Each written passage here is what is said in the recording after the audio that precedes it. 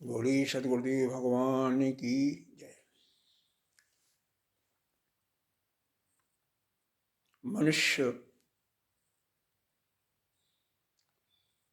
योनि प्राप्त करके हमारा मुख्य उद्देश्य अपने स्वरूप में स्थित होना, अर्थात ये संसार रूपी भवसागर जो बारंबार जन्म लेना, मरना, सुख दुख भोगना, इससे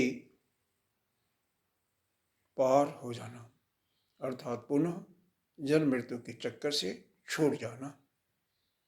इसी के लिए ये ध्यान की श्रृंखला प्रारंभ की गई है। 4 प्रकार की कृपाएं हर जीवों पर होती हैं। पहली कृपा हमारे ऊपर है भगवान की कृपा, ईश्वर की कृपा कहिए, जो हमें सुंदर शरीर दिया है। हमारे नेत्र, हमारे कर्ण बिल्कुल ठीक ठाक है, हमारे पैर भी ठीक ठाक है, सब कुछ करने में हम सक्षम हैं। दूसरी कृपा आचार्य या गुरु की है, जो कि हमें स्वतः उपलब्ध हैं शास्त्रों का ज्ञान कराने में। तीसरी कृपा शास्त्र की है। आजकल तो शास्त्र भी आपको जहाँ चाहिए वहाँ पर आसानी से मिल सकते हैं। हजारों साल के पहले तो हमारे शास्त्र ही नहीं मिलते थे, लेकिन आजकल उपलब्ध है। चौथी कृपा आप स्वयं की है। यह सब कुछ होते हुए भी जो जीव यह नहीं चाहता कि मेरा कल्याण हो, जो अपने स्वयं पर कृपा करके अपना कल्याण करना नहीं चाहता, स्वयं इस रास्ते पर लाना नहीं चाहता, उसका कल्याण कैसे होगा? वह तो बारंबार जन्मता और मरता रहेगा, रोगों से पीड़ित होता ही रहेगा और सुख दुख का भोग करता रहेगा। कल आज के श्रृंखला में हमने स्थूल शरीर के बारे में चिंतन किया था कि यह जो शरीर हमारा दिखाई दे रहा है, इसे हम स्थूल शरीर कहते हैं। यह पंचीकृत महाभूतों, महाभूत का मतलब बताया गया था आकाश, वायु, अग्नि, जल और पृथ्वी। इन्हीं को पंचीकृत करके आपस में मिला करके यह शरीर हमारा बना हुआ है। यह किस लिए बना हुआ है? सुख और दुख भोगने का एक आयतन है, साधन है, इसीलिए बनाया गया है। अब हम सूक्ष्म शरीर के ऊपर आते हैं, लेकिन उसके पहले ये भी है कि शरीर में 6 प्रकार के विकार होते हैं। वो भी बताया गया था कि पैदा होना, पहले तो होना, पैदा होना, बढ़ना, विपरीत क्रिया होना, इसमें छीड़ होना और फिर मर जाना, यह बताया गया था। अस्ति जायते वर्धते, अस्ति जायते वर्धते, परिमीयते, परिमीयते और विक्षिप्यते और विशंति। अब हम सूक्ष्म शरीर के विषय में बात करते हैं। सूक्ष्म शरीर जो है यह 17 कलाओं का बना हुआ है। क्या कहा गया? सूक्ष्म शरीरम किम, यह कहाँ पर बताया गया है? हमारे आदि गुरु जगत शंकराचार्य जी ने प्रकरण ग्रंथ है उनका तत्वबोध, उसके अंदर यह बताया है कि सूक्ष्म शरीरम किम अपंचीकृत पंचमहाभूत कृतम शतकर्मजन्यम सुख दुखादि भोग साधनम पंच ज्ञान इंद्रियाणि पंच कर्म इंद्रियाणि पंच प्राणादय मनश्चैवं बुद्धिश्चेका एवं सप्तदश कला भी स जत तिष्ठति तत सूक्ष्म शरीरम। यानी अपंचीकृत महाभूतों से यह पुराने सत्कर्म, पुराने हमने जो कर्म किए थे उसके फलस्वरूप यह सूक्ष्म शरीर मिला है हमें। कैसे? किस लिए? सुख दुखों का भोग का एक साधन है। इसमें 17 कलाएं कौन कौन सी? तो बताया गया कि 5 ज्ञानेंद्रिय यानी श्रोत, नेत्र, श्रोत का मतलब कर्ण, नेत्र, अपने क्या बोलता है, नासिका, रसना और त्वचा, ये 5 ज्ञानेंद्रिय। 5 कर्मेंद्रियों में वाणी जिसे हम बोलते हैं, हस्त, पैर और मलद्वार और जनेंद्रिय मूल, यह 5 कर्मेंद्रिय हैं। मन और बुद्धि और 5 प्राण, यह 17 कलाएं से मिल करके यह सूक्ष्म शरीर बना हुआ है। जो भी है जत तिष्ठति, जो इस प्रकार से 17 कलाओं से युक्त है, उसी को हम सूक्ष्म शरीर कहते हैं। इसमें 5 कर्मेंद्रिय, 5 ज्ञानेंद्रिय, 5 कर्मेंद्रिय, मन, बुद्धि, इनके विषय में कल चर्चा करेंगे। और इसके आज हम यह कारण शरीर के बारे में कुछ चिंता कर लेते हैं।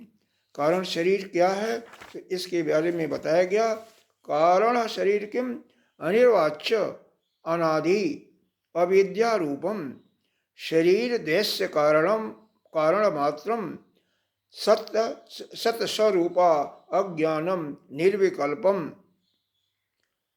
रूपम जद अस्ति तद कारण शरीरम। यानी यह अनिर्वचनीय है, अनिर्वाच्य है, अनिर्वच्य, इसका वर्णन नहीं किया जा सकता।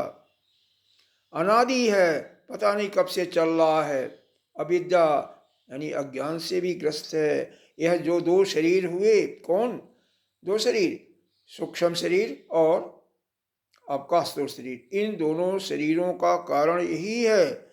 और क्या है, सत स्वरूप है और अज्ञान से युक्त है, निर्विकल्प है। यह कुछ कोई इसमें सोचने विचारने का नहीं, निर्विकल्प है। और क्या है, निर्विकल्प रूप है और यही कारण शरीर है, जो दोनों शरीरों का कारण मात्र है, अनिर्वचनीय है, अनादिकाल से चला आ रहा है, अज्ञान स्वरूपा है और यह सत्य स्वरूपा और अज्ञान से युक्त निर्विकल्पो, यानी कोई इसमें सोचने विचारने की भी वह शक्ति भी इसके अंदर नहीं। जो करता है वह सूक्ष्म शरीर करता है। ठीक, तो यह हुआ कारण शरीर। चूंकि हम शरीर हैं तो शरीर के अंदर जो दिखाई, हालांकि हम शरीर नहीं हैं, वास्तव में तो शरीर नहीं है, लेकिन यह हमें दिखाई तो दे रहा है। व्यवहार में तो ये शरीर हमें दिखाई दे रहा है, इसलिए इसको हम असत भी नहीं कह सकते हैं, सत भी नहीं कह सकते हैं, क्योंकि आज है कल नहीं रहेगा। हमेशा रहने वाला जो नहीं है, जो देश काल और वस्तु से परिच्छिन्न है, उसको हम नित्य की संज्ञा नहीं दे सकते हैं, सत नहीं दे सकते हैं सत के रूप में। इसीलिए हमारे आचार्य शंकराचार्य जी ने इसको मिथ्या का नाम दिया, यह मिथ्या है। आज इसके बाद हम ध्यान प्रारंभ करते हैं अपने। बाकी कल हम इसमें जो सूक्ष्म शरीर के अंतर्गत जो तत्व आए हैं, ज्ञानेन्द्रिय, कर्मेंद्रिय, मन, बुद्धि और प्राण, इसके विषय में कल चर्चा करेंगे। आज बस यहीं तक। अब ध्यान के लिए आप बैठ जाएं। रीढ़ की हड्डी सीधी, बाईं हथेली गोदी में, दाहिनी हथेली उसके ऊपर, नेत्र कोमलता से बंद। प्राणायाम करें।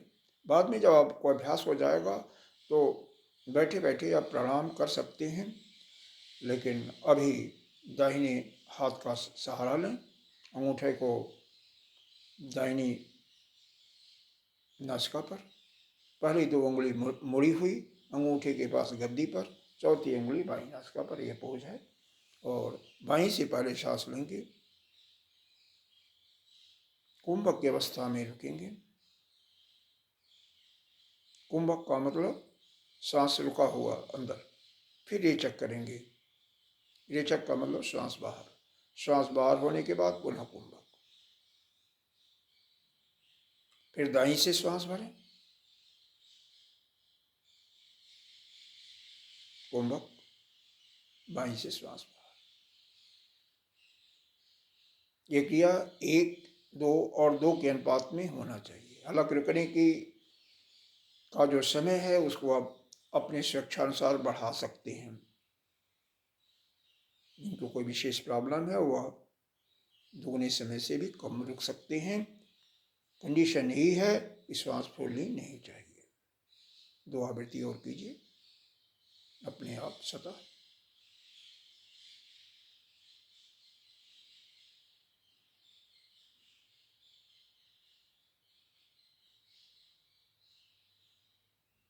तीन बार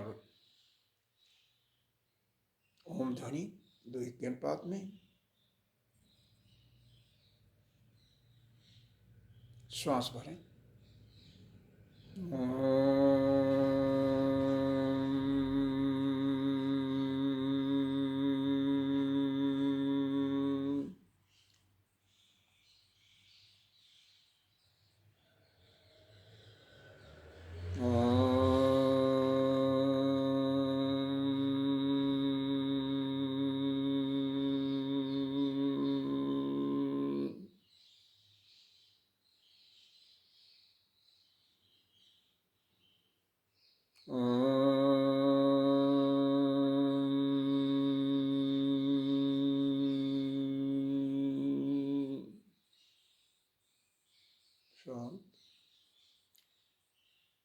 अपने आराध्य के चरणों में ध्यान को लगा दें।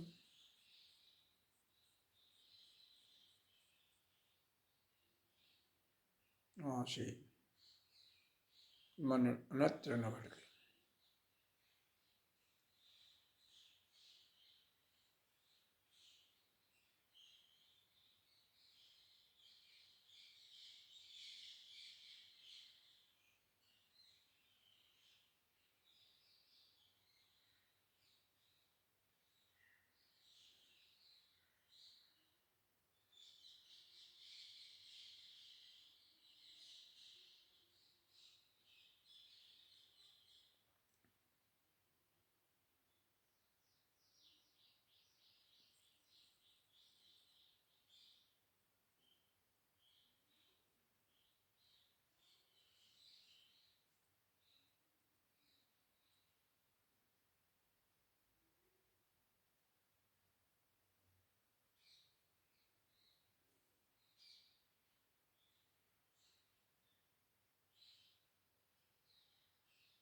मन आपका बिल्कुल एकाग्र हो गया। कल जो प्रश्न था उस पर विचार करें। इस ध्यान की गहराई में स्वतः उत्तर यदि मालूम हो जाए तो अति सुंदर, नहीं तो शास्त्र के माध्यम से उसका ज्ञान आपको दिया ही जा रहा है और कंप्लीट ज्ञान दिया जाएगा। कस तो हम कह तुम को हम कुतायात, तुम कौन हो मैं कौन हूँ कहाँ से आया हूँ।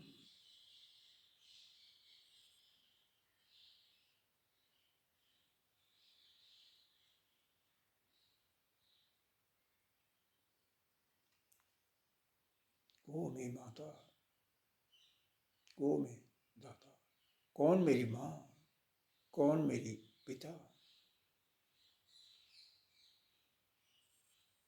सोचें।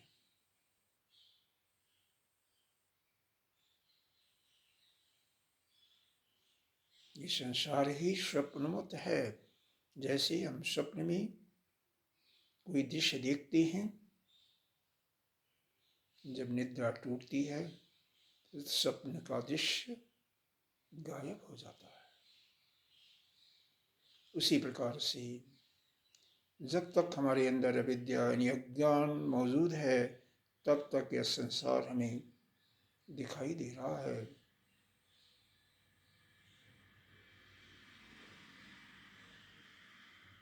कि हमारा यह नाम है, हमारा यह रूप है, यह मेरी माँ है, यह मेरे पिता हैं। लेकिन वास्तव में न तो किसी का कोई पिता, न कोई माता, न कोई रूप,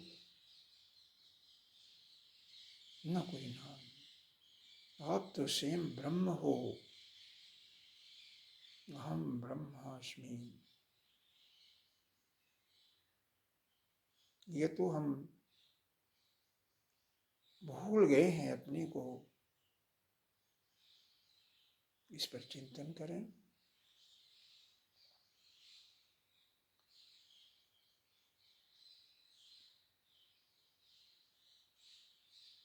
हमारा बंधन भी कुछ नहीं है, केवल हमारा अज्ञान ही है। हम तो स्वतः मुक्त हैं, केवल मान बैठे हैं कि हम बंधे हुए हैं। इसी को आपके दृष्टि में प्रकाश में लाना है, आपको अंतर्गत ज्ञान को लाना है।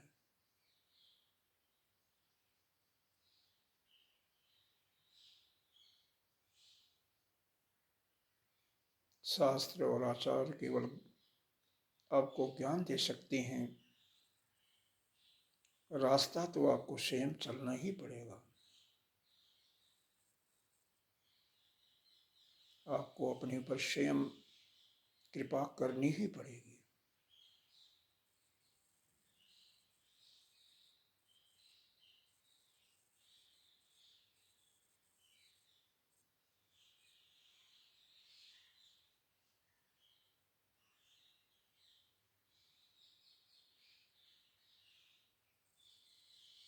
एक बार ओम ध्वनि, फिर प्रार्थना और शांति पाठ।